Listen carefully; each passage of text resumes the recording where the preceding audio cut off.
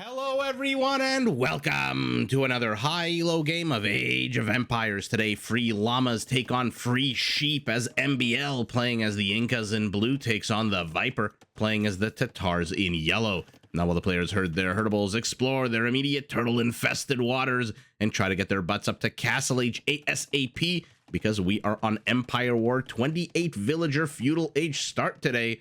A good opportunity for us as the scouts engage into one another to take a look at the civ matchup we'll be watching today. Now, the Incas are a quintessential counter civilization. If your opponent goes cavalry, well, counter them with your long-speared unique unit, the Kamayuk. If your opponent goes infantry, counter them with your other unique unit, the Slinger. And if your opponent goes archers, well, then you can counter them with your powerful skirmishers, which not only get all archery range blacksmith and university upgrades, but which can be upgraded to have no minimum range whatsoever. Now, to add longevity to your army, the Incas can upgrade their Eagle Warriors, their Kamayuks, and their Slingers to all get extra melee and pierce armor. Now, economically, Incan buildings do cost a bit less stone. Their houses support 10 population space instead of the usual 5, which frees up a bit of wood. And they start the game with a free, delicious llama, while their military units cost less and less food as the game goes on. Now, chasing our Inca, we've got our Tatar with 2 archers, a civilization that does whatever it can, don't be fooled by this, to push its players towards mounted units. Their cav archers come with extra line of sight. They get Parthian tactics and thumb ring for free. Let's keep an eye on this scout here to the south. Some of their mounted units can be upgraded to get extra armor, and both of their unique units are mounted. The first is the Keshik, a medium cavalry unit that actually generates gold every time it pokes and prods an enemy unit. And the second is the Flaming Camel, which is basically a mounted petard, except it comes with a massive attack bonus against mounted units, and so perhaps not a unit I'm expecting to see in this game. Now, once you decide to fight, very important for the Tatars to take any one of these, the high ground, since their units deal 50% more damage when fighting downhill, which is key once you enter the later stages of the game and trebs start coming out, because the Tatars can upgrade their trebs to have a massive 19 range. Now, economically, Tatar herdables do contain 50% more food, and starting in Castle Age, once they plop down a new town center, ooh, be careful, Viper. Once they plop down a new town center, it automatically generates 2 free sheep, which, with the feature I just mentioned, means 300 free food for every new town center. MbL looks like he's already managed to get a kill. Is it a villager? Yes, it is. And so drawing first blood is our Inca, whose army now separates, one pivoting west, one pivoting southeast, as the Viper engages into another Eagle Scout with the same scout that he's been using and abusing since the early stages of the game. We've got 3 kills for him, 2 villagers, 1 spearman to this roving band of archers. So the players already tearing into one another. Town center gets a kill for our Tatar in yellow, as the villagers move forward, try to get some of these delicious lemons with their pretty blue butterflies. So MbL circling the rear of the Viper's base. It looks like the Viper trying to do the same to the bottom of our screen on the mini-map as well, but looks like his army is moving away, shoot away as it is, by the bonus dealing skirmisher, who does bonus damage. And not exactly a not exactly a strong effort here to take the water from our Tatar, who abandons ship. Not even a single ship, I don't think, trained by him. I'm going to zoom out so we can take a look at the map. We are on Dunesprings as these armies yet again. The Viper in the forward position of the Incan base, our Inca in the side/forward position of our Tatar base. Always a question for me, how many resources are the players going to invest into the water on this map? Because there's not a lot of food in the center, to be honest. But it is a good path of attack. And it always a matter of pride. You know, you want to be king of the hill. These are 2 alpha Age of Empires players. And so we'll see whether or not the Viper, if this is just part of the overall strategy of letting his opponent think that he's giving up the water while he, oh, never mind, forget the water. We've got Step Lancers out. And so 2 of them are enough to get this entire woodline away, and down goes a villager. Man, are the Step Lancers such a pain to deal with. But to be honest, if anyone can deal with him, it is definitely the Incas. Oh no! Speaking of the Incas, MbL, Paths his unit, and there are the 2 free sheep that spawn underneath every newly constructed town center, which, because they contain 50% more meat, more mutton, they give you 300 food. What a sour loss there for our Inca, whose entire expeditionary force gets wiped off the face of the earth as his fire galleys now take their anger out on a random unsuspecting mill. Few skirmishers. Looks like another skirmisher died here, so the players are tearing into one another. And the Viper, 4 villager kills to 1, 15 total kills to 6. This game is already very much topsy-turvy. 4 kills for these guys. Their HP is not great, so we'll see how long they last. And by the way, the Viper is making himself nice and at home to the eastern part of the Incan settlement. Our Inca says, you know what? I like your idea of long spears, so I'm just going to build a bunch of spearmen, but they're fighting uphill. And so he retreats. 5 should be enough to shoo away these step lancers. Maybe not 4, but the HP of the step lancers is really what's going to ultimately betray them, as the Viper pulls half of the spearmen away as the others engage. Looks like he did manage to get an extra villager kill, but lost one of the step lancers. Ooh, look at this guy. He's got 4 HP, and MbL is back with a bit of a ragtag army here. Holy moly. I mean, this is not exactly the most powerful of armies, but it is numerous. 7 skirmishers, 3 archers, 3 spearmen, and an eagle scout right as he joins his enemy in Castle Age. Okay, we'll keep an eye on that army. Like I said, not exactly the strongest of armies, not going to be able to bust through these houses anytime soon, but maybe he doesn't need to. Is there a palisade here? No, there's no palisade. This looks open. This is open, although I think MbL might have learned his lesson about engaging underneath a town center. And then the Viper's throwing in some cav archers as well. So our mounted civilization is very much going mounted, but MbL knows how squishy a cav archer can be. Places towers. Look at this. He is creating zones of safety for his villagers. Just like in all of those, every single futuristic horror movie, every single basically futuristic movie period, where humanity has to, you know, give up all of their rights and freedoms and their, the ability to travel and all this other stuff so that they can live in these safety zones. I mean, it's basically every futuristic movie, every pessimistic futuristic movie, I should say. And that is exactly what MbL is doing here. He's protecting his gold, his wood, his food, maybe his docks, although his docks are not exactly in any kind of jeopardy at the moment. And so with these towers, he's going to be able to shoot away the entire Tatar army, which again is powerful, but kind of squishy, especially since the Viper doesn't have bloodlines yet. What about the movement speed? He doesn't have bloodlines or husbandry yet. Okay. Looks like the skirmisher, the Scorpion managed to shoo away the army, but not before it managed to get a villager kill. So MbL slowly trying to even up the kill count here. It's now 10 to 17. He's managed to get an extra villager kill, but the Viper's racked up 6 total villager kills. And let's see what he can do with this army. Again, they're down 100 HP, which, you know, when you have 40 units is not bad. When you've got 5 units out of 290 HP, it is pretty damn bad. And MbL sets up shop. By the way, he's discovered this location, and now pikemen are going to swarm. Oh my goodness, not something we see every day. A pike getting rid of a cav archer. First of all, where the hell did the cav archer even come from? He definitely made a long, arduous journey here down the right side of the map, only to die. And now Scorpions, basic as they are enough to shoo away this army. Because again, this is, on the whole, not exactly the strongest army. Look at the pikemen and the eagle setting up a bit of a square, protective diamond shape around their much squishier archer units. I'm going to stop saying the word squishy. I don't know if it's creeping anybody out. Laming a few of the ostriches is our PETA unfriendly Incan. Says, you know what, I'm not going to be eating these, so you better not be eating these as well.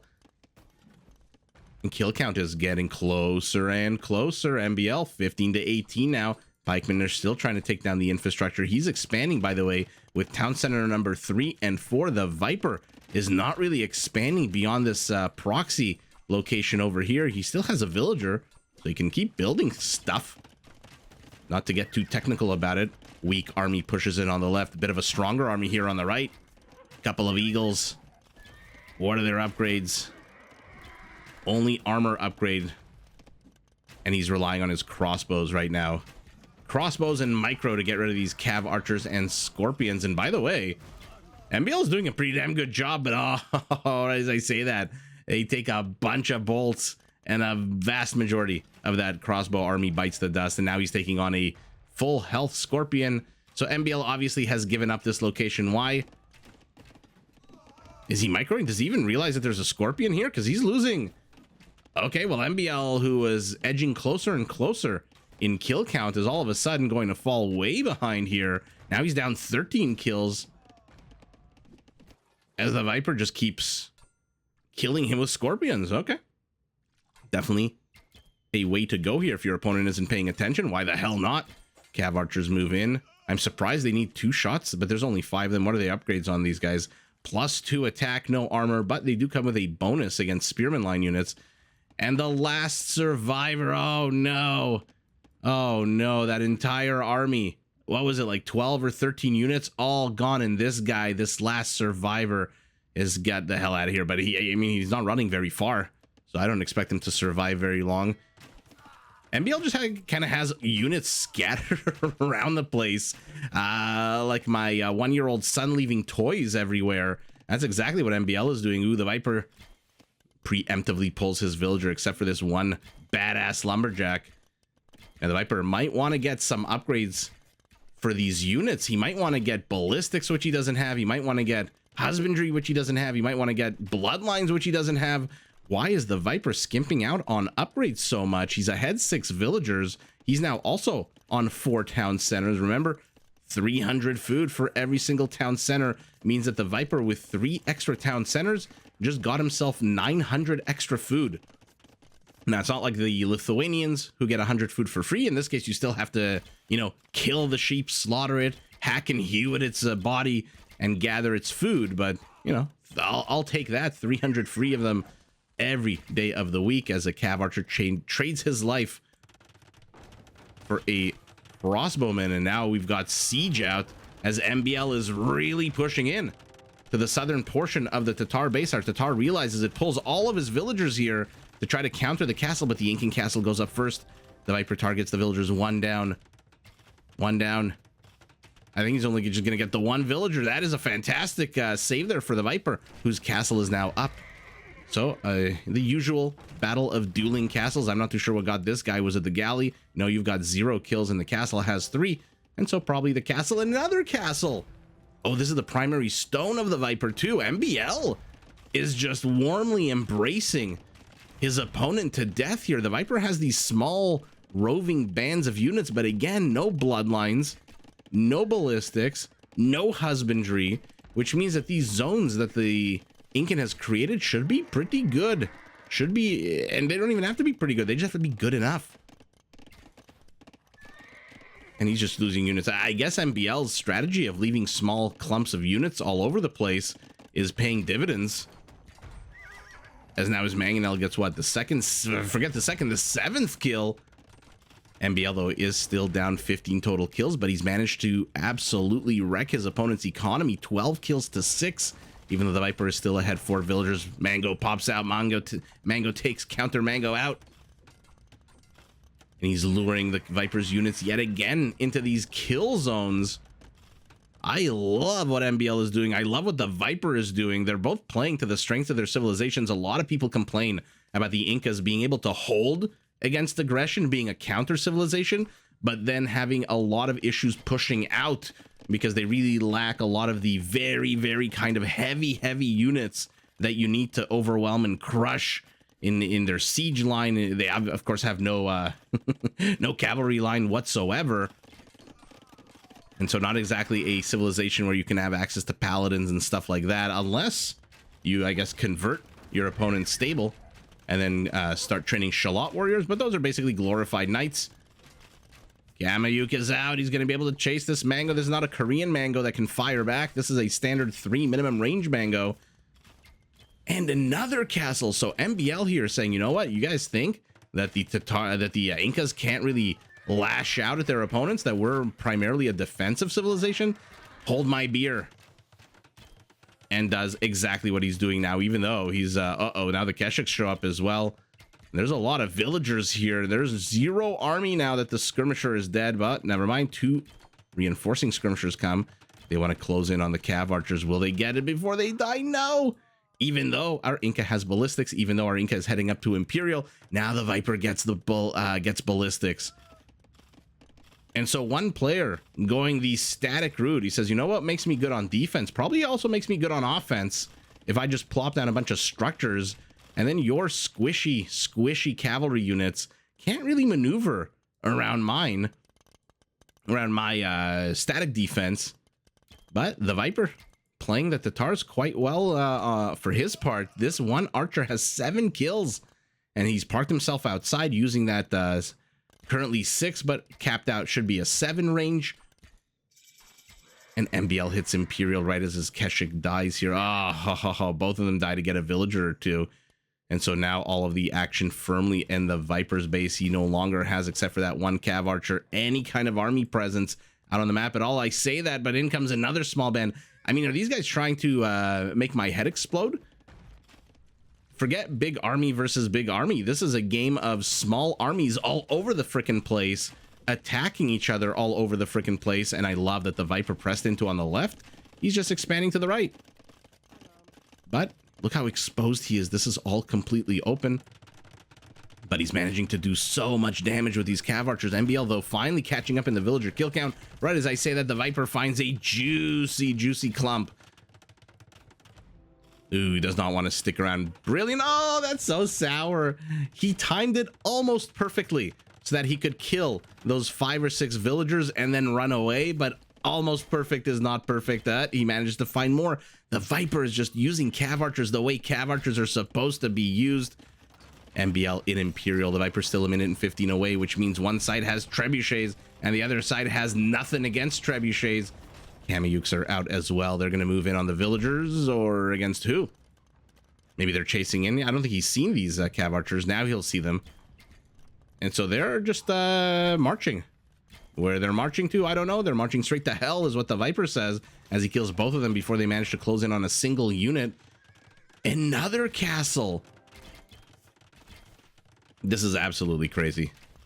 This reminds me of like Mad Max, you know, where you have your little isolated enclaves and then just a bunch of roving death in between them, where, you know, God help you if you've run out of fuel for your shitty jalopy that you've modified to, I don't know what, burst flames out of the tailpipe or some whatever it is that Mad Max does. What are you guys attacking? You are taking down a house. Populations are not too dissimilar. Our Inca's ahead a little bit, maybe 15%. Chemistry bracer for these Cav Archers. What he doesn't have, oh come on, he doesn't have bloodlines or husbandry. And it looks like the castle killed a whole bunch of villagers. Welcome to the game of static defense, says MbL to the Viper as he runs face first into another castle. 5 kills for you, 2 kills for this town center. And now this castle is going to lame the proxy infrastructure. There's nothing left here. The Viper looks like he wants to get a few more resources out on the map. But look at the mini-map. The Inca is just expanding everywhere. But mobility. I'm in love with how the Viper is using these Cav Archers. Not in love so much with their lack of upgrades. Another 4 villagers picked off just like that in the blink of an eye. But I love the movement. I love the mobility. I love using them to absolutely wreck your opponent's economy. The Viper's got 38 villager kills to 26. And another band comes in. But while he's doing all of this and this, Pikemen versus Town Center versus Cav Archers versus whatever the hell, while he's doing these pinprick surgical attacks, MbL is just pressing in. He's completely cracked the Viper's main settlement open. The Viper now has an expansion with a castle, but he's training 1 trebuchet, even though he's got the resources for 2 or 3 more in a second. And now he feels comfortable enough he can take the fight against the crossbows. He's saying, hey, wait a second. You've stepped outside of the comfort of your safety zones, and so why the hell wouldn't I attack you as a treb? Fires onto these Cav Archers. Boom goes the ball, misses as the Cav Archers move away, and the Viper catches more villagers. Honestly, I know the scores says MbL is like 35-40% ahead of his opponent, but I'm not too sure that that score is quite as accurate as it really. I think a lot of that is the buildings destroyed, The Viper 47 kills to 26. But even still, look at the populations. Ooh, be careful. MbL can afford to lose 5 or 6 villagers. He's at 144. His army count is 54. And now the Viper, of all the things happening on the map, is focusing on microing, kiting these Kamayuk / one pikeman. Condor, eagle, whatever the hell that is, vulture, flies over all of it, sees it. Oh, Kamayuk closes, but he's fighting from the low ground. Remember that the Tatar units, instead of dealing 10 damage, now deal 15, which is just absolutely bonkers because they're on the high ground. Another house will fall. What was happening here?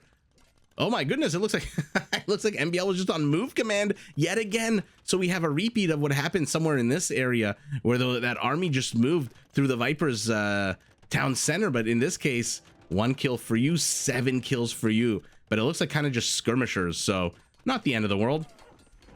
Keshiks are out, but to counter theirs, their spears, we've got the Kamayuk and his long-ass spear as well. Let's take a look at the Kamayuk if there's any left. Your attack bonuses against cavalry should be pretty decent. +8 attack bonus against cavalry, war elf, and camel, basically mounted units. And now the Viper takes a bit of a breather with these 19. Ooh, he's playing with fire. He's playing with fire. He still doesn't have bloodlines. He still doesn't have husbandry. What he does have is two very exposed trebs here. Perhaps banking on the slower moving Incan army not being as maneuverable as his. He's moving them into the forward position, currently undefended, but 3 Keshiks are en route, +1/+2 attack.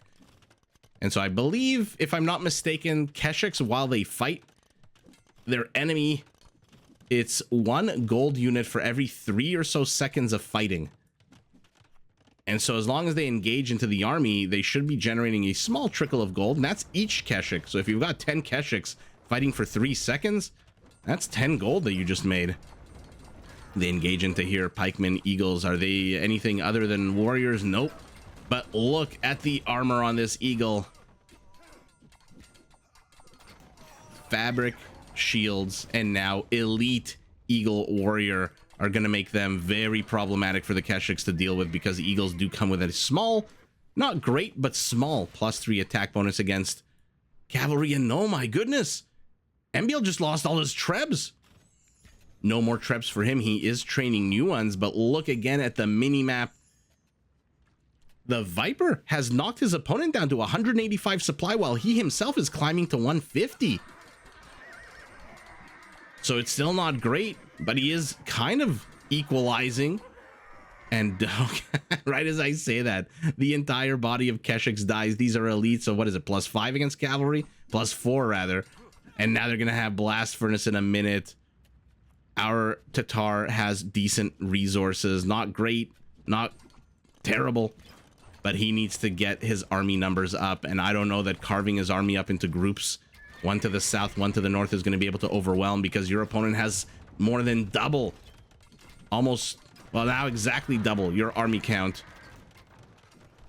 And skirmishers make up, what is it, 30-40% of the Viper's army, and skirmishers are going to do exactly nothing against these Incan units with fabric shields. 6 pierce armor on this unit is going to get 1 damage from the skirmisher, even though no, the skirmisher is not on the high ground, so it's not dealing any extra damage.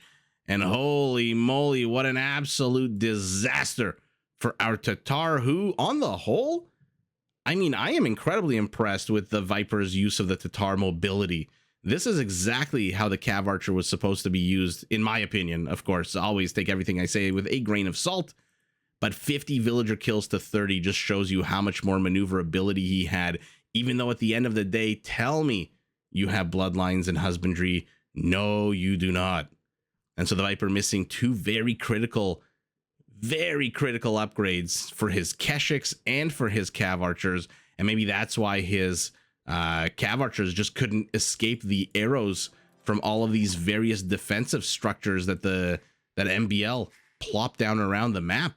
That's why we saw those Cav Archers running away and getting sniped, 1 over here, 1 over there, 1 over here, 1 over there, and ultimately just too much sniping, even though the Viper gets a lot more kills, military and civilian, Ultimately, just look at the minimap. I've said now for 3 times, MbL is just encroaching onto the entire map. Look at that. This is Incan territory, and there's not a damn thing the Viper can do, not with his Orion belt, his Maginot line of castles. Not much he can do at all. Only 400 gold left in the bank, just a bit more left in this last gold pile, unless he's got another one. Okay, he does have another one for a second, right up until this army gets overwhelmed, and overwhelmed it will, with the Kamayuk absolutely running amok over there. And so he has control of this for now, but not for much longer. More houses needed for our Tatar, because again, he's not the Incan whose houses give him 10 population space. So he needs to spend a little bit less wood on those. Or rather, the Viper needs to spend a little bit more wood on his, and MbL just going straight for the guts. He's got Trebs to the south. He's got an to the north, rather, army attacking the Viper's Trebs, and all the mobility, all the pinprick attacks mean nothing at the end of the day as MbL slowly but surely, look at the coupling. Look at the pairing of Town Center Castle, Town Center Castle, Town Center on its own, castle and castle, and just nothing the Viper can do. There's literally nowhere for him to maneuver anymore. The entire map is just covered with static defense for our Inca. 47 Eagles. Why do I feel like these underperformed compared to the crossbows? But look at that, almost identical numbers.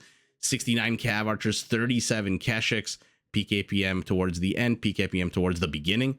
So both of them sub 200 APM economy. What is that? 25 to 30% bigger economy. All 4 resources going to the Inca. Where did he excel? A lot more food, a little bit more stone, maybe an extra castle's worth of stone, a little bit more gold, a little bit more wood, but really the food is what counts here. I don't remember seeing a single monk do anything or at all appear in this game, and so no conversions. But look at this, 44 raisings to 2. That is incredible. And mamma mia, nobody collected any relics. Nobody's got time for relics in this matchup. They were just busy. The Viper was busy microing his cavalry units, whether melee or range, to try to take out as many Incan villagers as possible, while our Inca just couldn't put his head down and just moved inch by inch, quadrant by quadrant, closer and closer until enough infrastructure has been plopped down here. I don't think the Viper's even seen all of these. Yeah, he doesn't even know that there's 8 barracks here. He just sees the 3, I guess, extremities, but not the big juicy center glob of military industrial complex. And this is the Viper's vision. This is what he sees on the map. This is what MbL sees on the map. So there you go. The movement, the mobility, the agility, and maneuverability of the Tatars has been completely removed. And when you remove the civilization's core strength, there's nothing that the civilization can do anymore, especially not when you literally backed him into a corner. He's running out of wood, he's running out of gold, he's running out of space to run his units. And more importantly, there are 2 big, juicy Incan army groups headed his way. And you best believe there's even more units on the way, 3 more Eagles. And the last thing I'll say is what I always say against Mesocivs. If you haven't walled yourself off against the Eagles, you are dead meat. They will move in, especially these Eagles with Huskarl level pierce armor thanks to fabric shields. The Mayans get extra HP, the Aztecs get extra attack. The Incan specialty is the extra armor to make them last a little bit longer on the battlefield. A little bit of a battlefield Viagra, as I've made a joke before. But with 10 pierce armor, these Eagles can raid all the live long day, especially here to the back, where there's not only no static defense to defend against those Eagles, but there's always nowhere to run for these villagers. They have to go all the way. The closest thing is the castle. There's no tower, there's no town center, there's nothing for them to run into except these 4 structures, 3 castles and a TC. And so the Viper realizes he's just been pressed in way too much. And even though he has the higher kill count, even though he's killed more villagers, even though he's run himself and his micro ragged the entire game for 40 minutes trying to snipe as much as he can, ultimately MbL doesn't care at all, swats the Viper's attempts away like a man shooing away a fly. And with that shooing away, it is MbL, our Inca, who is victorious. But GG to both players. Did you enjoy this video? Check out these other clips and make sure to subscribe and enable notifications so that you're notified of my latest uploads.